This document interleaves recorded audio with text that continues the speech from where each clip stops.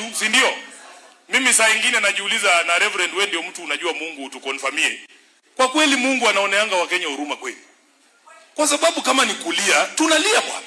We are crying every single day. Mimi nimesema kama kiongozi wa upinzani, tunajua kazi yetu ni kuweka government in check. Lakini hawa jamaa wanatufanyisha kazi ngumu sana. How can you every single day just wake up to conjure other ways to hurt Kenyans? Yani unaamkanga tu akili yako ni leo naweza umiza wa Kenya vipi? Sasa ndio wanasema unaamka asubuhi unasikia Sifuna ongelelea hii mambo ya moto. Sifuna ongelelea mambo ya Ebola. Sifuna ongelelea mambo ya ushuru. Kwa sababu tuko na uongozi ambao kwa mioyo yao ni michafu, yani roho chafu. Kazi yao ni kuona machozi ya Wakenya. Huyu William Ruto ni kama akiona machozi ya Wakenya ndiye anafurahi. Umesema hapa tunakuwa leadership of tears. Kama kuna mtu anaweza describe leadership of tears, ni huyu mtu anaitwa William Ruto. How is it possible that you have such good depth of coming up with the most vile things? You are built with an ending reservoir of evil. Unaamka tu asubuhi, yani hata hiyo kisima ya roho mbaya ukichota maji haishi. Jamani, mnatufanyisha kazi ngumu, na ndio kwa maana tunawaambia Wakenya, it doesn't have to be like this. It doesn't have to be like this. Put in place leadership ya mtu tu kwanza ako na roho safi. Roho safi peke yake tu, tukiingiza mtu wa roho safi pale State House, shida zetu 80% zinaisha. 80% of our problems. Akikaa hapa kituambia mnakaa mkiimba one term. Hiyo one term pekee inasuluhisha 80% of your problems as Kenyans. Kwa hivyo sisi tunamwambia vile alikuwa anazunguka akisema bottom up, hata sisi tutakuwa tunaenda tu tukisema one term. Dawa ya moto ni nini? Dawa ya moto ni nini? Wazazi wanalia kwa sababu angalia kama mkasa wa moto ambao umetokea kule utumishi. Wanatuambia kwa sababu walileta hii kitu inaitwa 100% transition rate ya kuingia kwa secondary school. Hatukatai watoto wetu wasome, lakini hamjaangalia miundo msingi ya zile shule za sekondari ambao watoto wanaenda. Unakuta kama huko utumishi walituambia doma ambaye inafaa kubeba watu 100, watoto 100, imejengwa ama imejazwa watoto 200 pale. Hakuna emergency exit. Serikali ilisema grills zitolewe kwa madirisha ndio kwa sababu moto ikitokea watu watoroke kwa urahisi. Kwa nini kulikuwa na grills huko? It is criminal negligence ya kwamba serikali ambayo tuko nayo haiwezi kulinda watoto wetu. Sisi hii kazi ya kulinda watoto wa Kenya tutaifanya sisi wenyewe kama linda mwananchi tukiingia katika serikali. Ososi amewaambia hapo. Ososi amesema ya kwamba tukiingia tunataka kukata sherehe ya State House. Haiwezekani bwana, wewe peke yako unatumia shilingi 17 billion kwa mtu mmoja na Wakenya wanaumia huku nje. Kwani ni sherehe gani huyu mtu ana nini? Mabati ya State House inabadilishwa kila wiki. Kila wiki Bishop, hii mabati yenu mara ya mwisho mlibadilisha ni lini? Na si iko tu sawa, si ndio? Jamaa anabadilisha mabati ya State House every day kwa sababu pesa iko tu.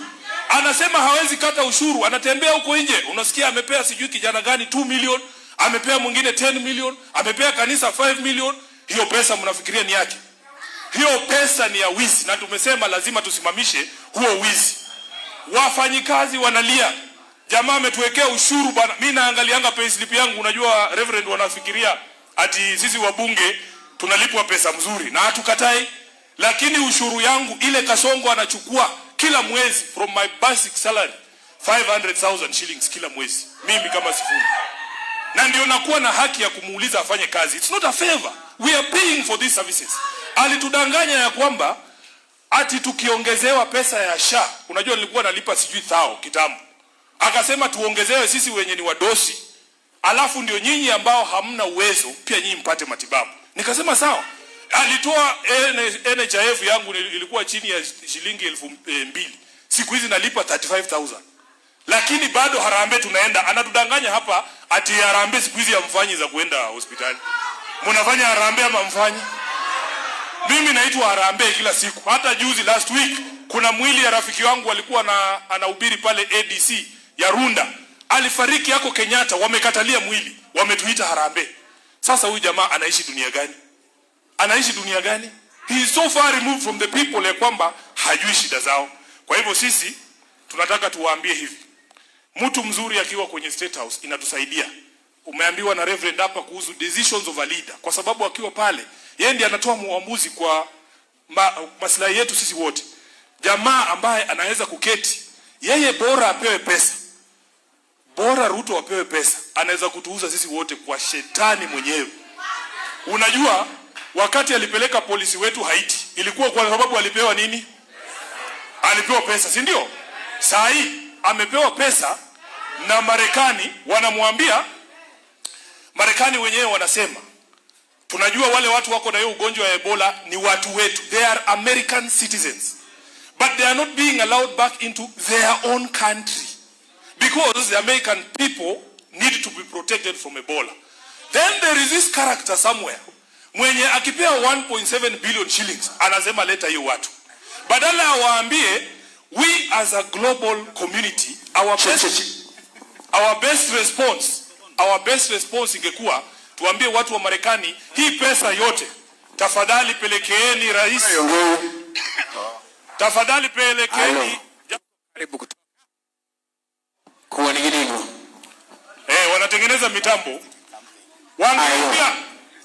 Wangeambia wale wa Marekani ya kwamba wapelekee Rais Tshisekedi hiyo pesa wa DRC. Tuhakikishe kwamba DRC wako na capacity ya kuhakikisha hiyo ugonjwa haitoki kwenye mipaka ya DRC. Lakini yeye anasema tuingize watu kwa ndege tuwalete Laikipia. Hiyo sasa ni uamuzi aina gani? Ndio maana sisi tunasema Ruto must go. Ruto must go. Haya, nataka nikamilishie hapo. Niwaambie wanalinda mwananchi, tuna mipango. Tunataka tukate expenditure ya serikali, ndio tukirudi kutengeneza budget tutoe ushuru zingine kama hizi ambazo nimewatajia hapa. Tunataka tumalizane na hii utawala ya mambo ni matatu. Turudishe utawala wa sheria. Hii mambo ya kusema usipofanya hii unaenda, usipofanya hii unaenda, hiyo sio utawala wa sheria. Tunataka everybody aishi katika nchi ambayo inatawaliwa na sheria. Ruto akienda tu, hii abduction ya vijana na mauaji inasimama hiyo siku. Kwa sababu sisi wana ODM, sisi ndio wenye kuuza mambo ya uhuru wa wananchi. You don't expect an ODM member, kama wewe ulikuwa mwanafunzi wa baba, kusupport abductions ama kupiga tear gas mpaka wanapiga tear gas kwa makanisa.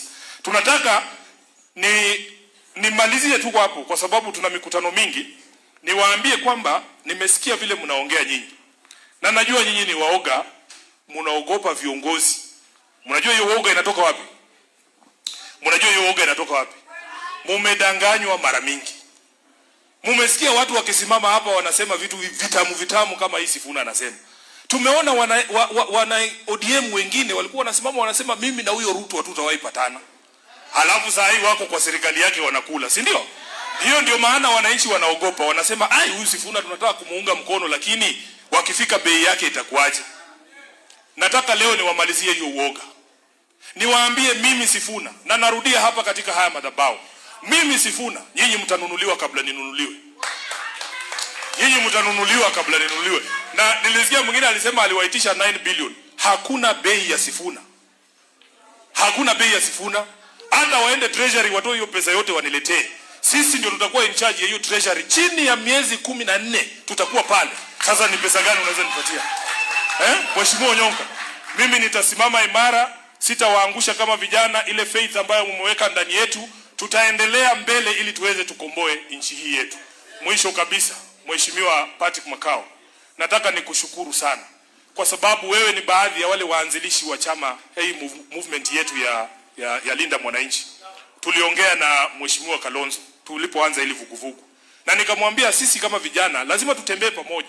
Ukisikia nimechukua ama tumepatana na Mwashako, usione vibaya. Najua yeye ni wa Wiper, lakini amesema lazima tutembee nchi hii yetu, tukomboe hii nchi. Nataka niwashukuru wana Wiper wote ambao walijiunga na sisi, kwa sababu wengine walikuwa wanataka kuleta divisions kati yetu. Kama katibu mkuu wa chama cha ODM, nimewaambia mara mingi, mimi ndio niko na register ya marafiki wa baba Raila Amolo Odinga. Nataka niseme hapa, Kalonzo na Ukambani nzima ni marafiki wa kweli wa baba Raila Amolo Odinga. Na mmedhibitisha. Mimi nikiwa hapa nataka niseme hatujasahau urafiki wetu. Na hatukosani. Hii mambo ya watu wanaleta ukabila hapa, hakuna kabila imewahi nikosea kama Sifuna. Wale wananikosea ni individuals, na naweza sema jina yako, wewe ndio umenikosea. Hakuna siku Wakikuyu wamenikosea mimi, Wakamba wamenikosea nini? Wakisii hawajawahi kunikosea. Wajaluo hawajawahi kunikosea. Wale walinikosea mnawajua, si ndio? So hakuna mtu ataleta division kati yetu. Mimi ninajua kwa moyo yangu, Kalonzo akisimama peke yake na huyo William Ruto bado anaweza mshinda tu. Sifuna akisimama na huyo William Ruto bado anaweza mshinda tu. Lakini tukurahisishe kazi. Kurahisisha kazi, mnanisikiza? Kurahisisha kazi, tunataka tupee huyu mtu timu moja. Tunataka tupee huyu mtu timu moja. So that mulisema saa ngapi? Saa 12. Saa 12. Saa 12 ya kuwa ameenda wapi? Nyumbani.